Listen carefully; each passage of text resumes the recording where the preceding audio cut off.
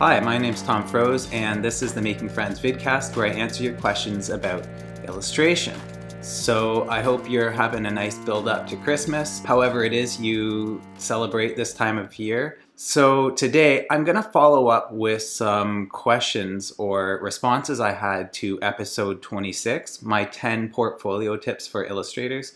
There were some really great questions and points made by you guys, and so I just wanted to follow up with those. But first, I'd like to indulge in some good old-fashioned chit-chat. It's the end of the year, so why not? First, I want to celebrate my first month of Odd Bodies. So Odd Bodies is my newest Skillshare class where I teach how to draw expressive, stylized people. And this is particularly about how to draw people not realistically. If you want to find out more about that class, you can go to Skillshare.com and just look me up, Tom Froese, and it will be there in my class offering. So in 1 month, the class has gotten over 1,200 students, and there have been at least 20, maybe 25 projects posted, which is a lot for Skillshare.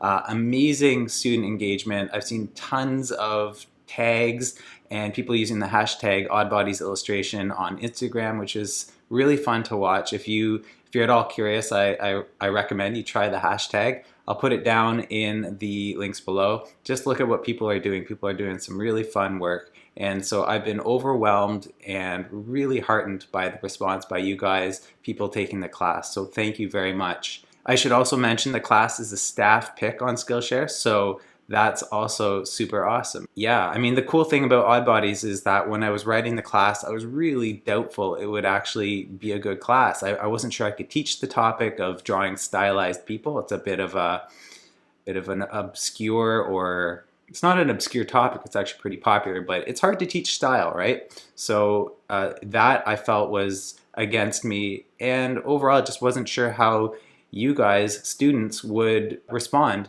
to the class, and so I was very pleasantly surprised. So I'm just super excited about that. That's a huge win. So in episode 26, I gave my 10 portfolio tips for illustrators, and so I was just sharing a few things you can do to really up your game on your portfolio and make it more enticing for art directors and clients. For some reason, this episode really struck a chord with you guys, and there was a lot of discussion in the comments, a lot more than normal. So that's awesome. I mean, I think that's a marker of a really successful video when it encourages and starts a good conversation in the comments. So basically, what I feel like is that I overlooked some of the important aspects of starting a portfolio when you're just starting out. So there's a question of what do you do? How do you show work in context, which is one of my tips, show your work in context, when there actually is no context because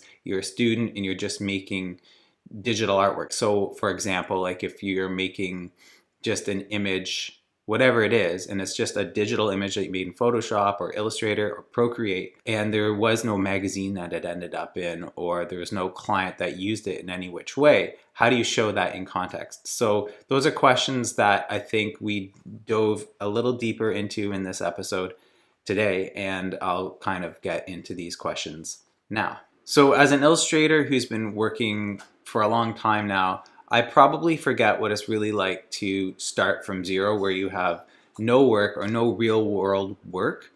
And that makes it hard to apply some of the advice I gave, for instance, showing your work in context. And if you're just making images because you're eager and you like making images, but you don't actually have any clients or the image wasn't used anywhere, it's really hard to take that point of advice where I say you should show your work in context, because there really is no context. So I'm going to try and address some of these concerns by answering and responding to some of the student questions and comments that came in today. So the first question comes from Elyxandra here on YouTube. So thank you, Elyxandra, for your question. Here it is. She says, when I was in design school about 10 years ago, we were advised to keep portfolios at 10 to 12 of our strongest pieces. But now it seems that people just add new projects and allow their portfolios to become a database of every project they've ever posted.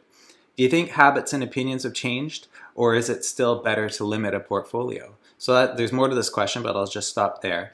So she's saying about 10 years ago it was more industry standard, or maybe in schools it was standard practice to just say pick your best projects, maybe 10, 12 projects, and then that would be what you show in your portfolio. And I feel like that was probably a time when it was closer to the more traditional way, like pre-internet, of showing your work in a physical portfolio, when of course you couldn't put everything in it. You really were limited by physical space and what you could fit in your book. And of course, if you're bringing your portfolio around to actual like offices where art directors are, of course you can't, there's not enough time to go through everything. So you pick your best and show your best. But today everything's a lot different. You're not typically shopping your portfolio around in person. Your website's up there, you have your Instagram feed, you have your Behance account, you have all these things up on the internet, and people can go to them 24/7. You don't have to do the work of schlepping a book around and showing it. So I do believe attitudes have changed and things have changed. But that being said, I still think the practice of whittling down your work to your best few pieces is a good exercise. It goes into sort of what I said about curating in the portfolio tips episode. I'm not sure there's a magic number like 10 to 12 anymore. It could be 100 pieces, it could be 50 pieces, it could be 10 pieces. The most important thing is to show your best work and make sure that there's a consistent thread running through it and it feels curated. It feels like you have a particular tone of voice, a particular voice and style going through your work. So Elyxandra continues in her question here. Also, until a few years ago, it seemed to be frowned upon for designers to use an easy solution like Wix or Squarespace. Why do you think WordPress is no longer the best option? I'm contemplating a change and would love to hear your thoughts. I haven't really been acutely aware of these more prefab portfolio websites being looked down upon.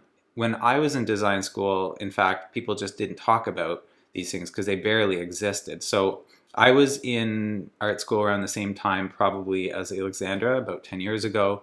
And the one platform I remember existing then, and it was fairly obscure, was called IndExhibit. And that's what I posted my first portfolio on. And that's the portfolio platform that I used to land my first design job. So for me, it was a success, and that was 10 years ago. So I have a different experience. But I think probably what people might have been getting at, if this is what some people have experienced, is that there's probably a plain vanilla default look to some of these sites, especially back then, and it didn't have a creative flavor. It didn't present you as a creative. It maybe looked very defaulty. And today, I think the game has changed.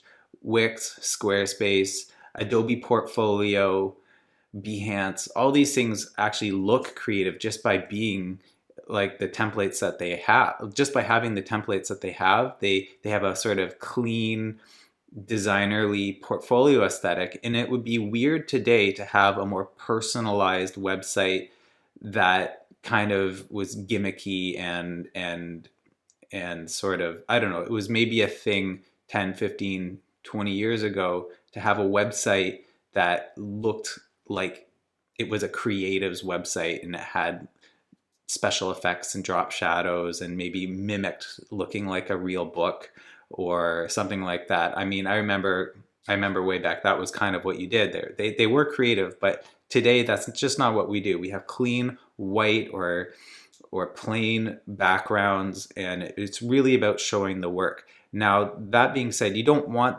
the portfolio sites just to look super plain vanilla or default either. You want to personalize the websites just with small touches, like, and I think I got into this in episode 26, basically a little, have your own custom logo or word mark, and then of course choose fonts and colors for the links and stuff like that in a smart and intelligent and considered way. I think even WordPress, to more directly address your question, Elyxa, is I think even WordPress probably has templates today that look a lot like Squarespace templates. I feel like Squarespace has become sort of like the the industry standard look today of a creative portfolio. Whatever you choose, it doesn't matter what platform it is. It's mostly about just showing the work and not looking like a blog or looking like it's unprofessional in some way. I think we don't show our work on blogs anymore. We can use blogs to complement our work, but we don't show our work on blogs anymore because there's too many options for professional looking portfolios today. We have no excuse. So Alexa, thanks for your question, and I hope that helps. So the second question comes from Surfmora, also on YouTube here. She says, this was the most helpful ever. I've been struggling with how to approach my portfolio, and it is a scary thing.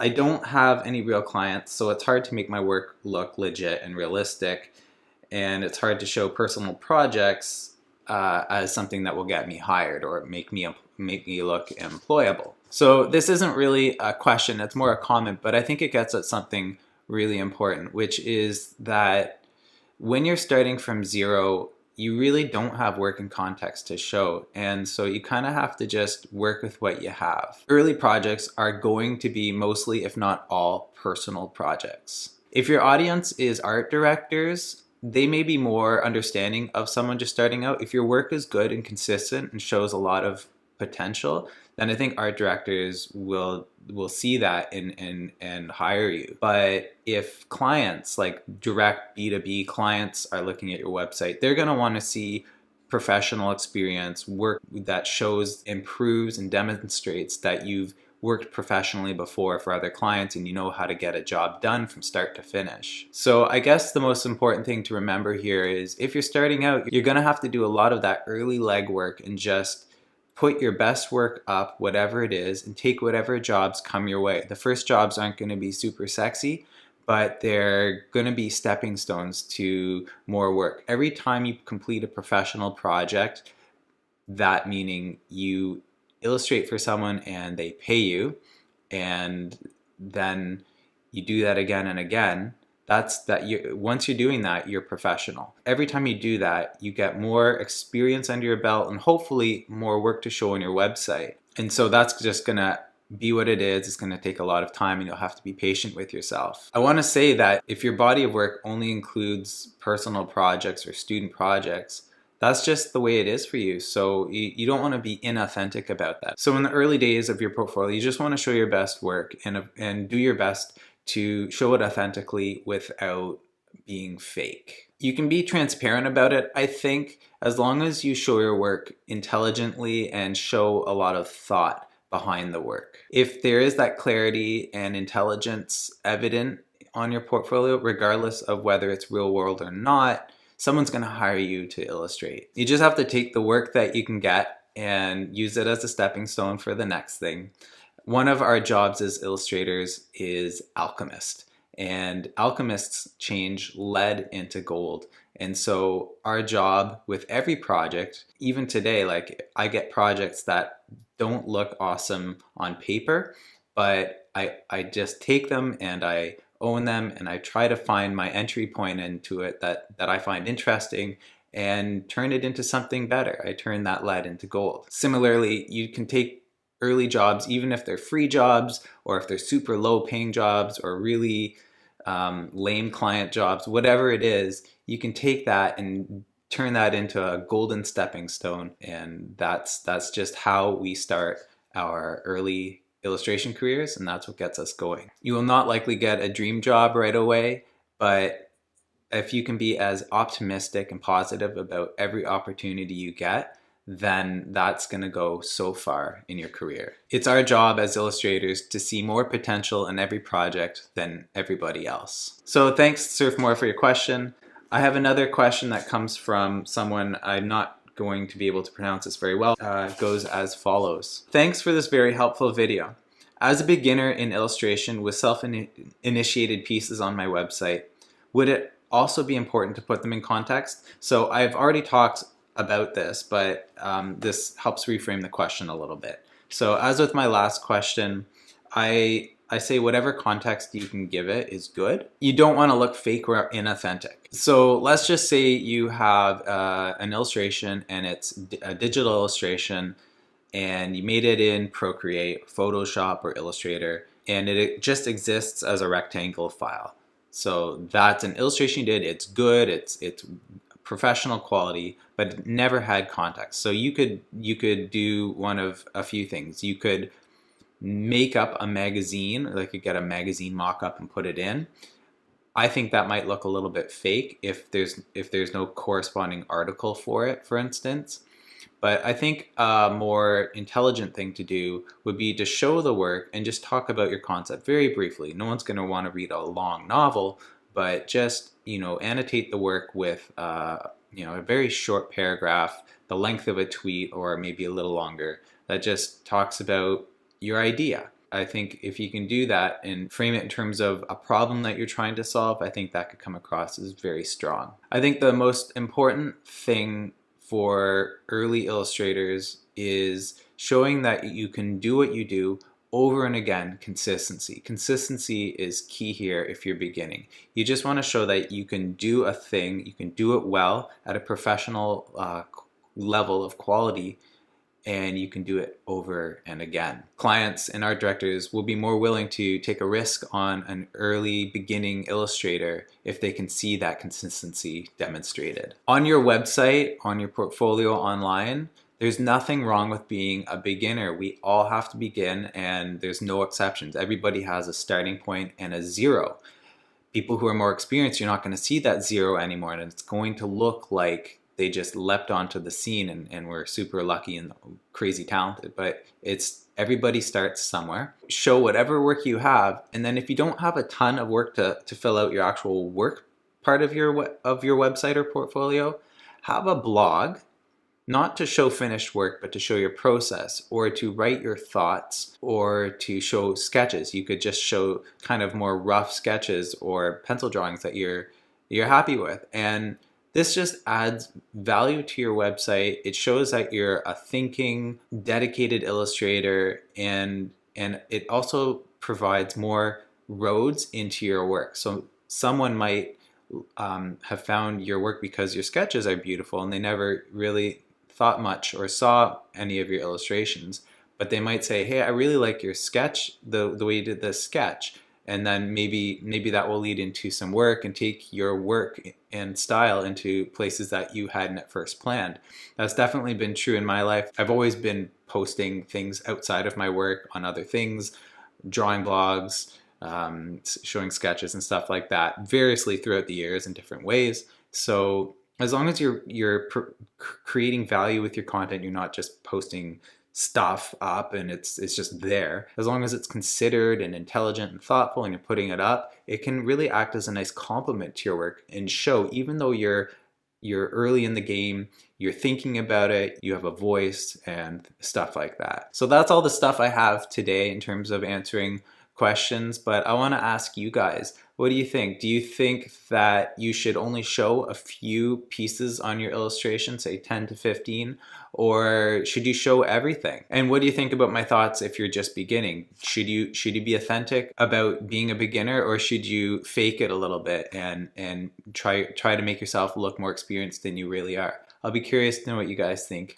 Please let me know in the comments. I'm also curious, guys, to know what you showed in your early portfolios. So whether you have an early portfolio or you're a seasoned illustrator and you're looking back to when you did have, you were just beginning, what did you show? How did you make yourself look legit to potential art directors and clients? Just let me know in the comments below. I'd love to hear from you guys.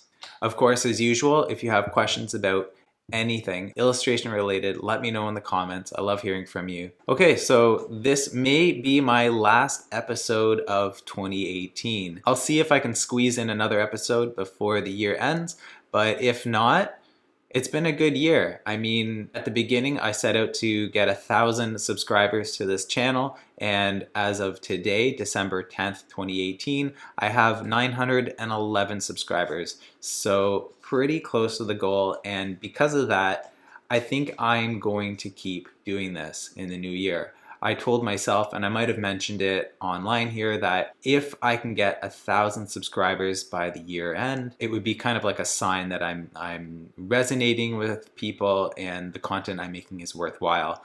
So I feel like 911 isn't quite what I had hoped for, but it's super close and more than I could have dreamed at the very beginning of this. So it's encouraging, and I'll keep doing these. I just want to thank all of you for subscribing and for listening along, letting me know that you listen. I, from time to time, get comments from you guys, whether here on YouTube or on Instagram, and in a few cases, even in person, people have told me. So that's super encouraging. And I really, really appreciate having this channel and this opportunity to connect with you guys and to hear your questions and to build each other up, encourage each other, and prod each other to keep going in this crazy thing we call illustration. If you're new here, welcome. I should have said that at the beginning, but welcome. If you've been here a while, welcome back. Of course, if you like this video, please hit the like button. And if you like this channel, please subscribe and hit that bell button. That helps you know when an episode drops. You know the deal, but subscribing really makes a difference and really shows me in a very visual way that people are listening and watching and getting something out of the content. My name is Tom Froese. You can find me at my website, tomfroese.com, and at Instagram at Mr. Tom Froese. I guess that's it. So until the next time, keep making great work and keep asking great questions.